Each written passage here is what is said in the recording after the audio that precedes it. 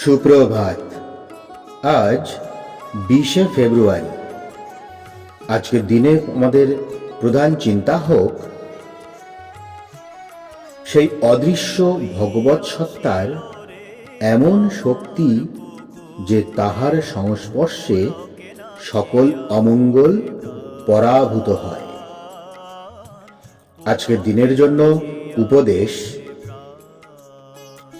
আমরা যদি তাহার সঙ্গে একতানে নিজেদের মিলাইয়া চলি, তবে কোনো বাধা বিপত্তি আমাদের পথ রুদ্ধ করিতে পারে না। সেই শক্তির সম্মুখে কোনো বাধাই মাথা তুলিয়া দাঁড়াইতে পারে না।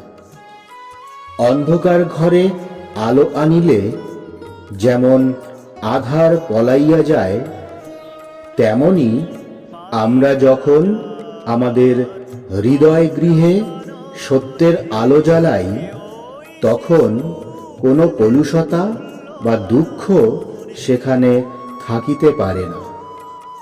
আমরা মৃত্যুঞ্জয়ী হই। আজকের দিনের জন্য আমরা প্রার্থনা করতে পারি: যিনি আমার জীবনে এত আশীর্বাদ বর্ষণ করিয়াছেন, তিনি যেন আমার মধ্যে তার পূর্ণ আবির্ভাবের অনুভূতি জাগ্রত করে।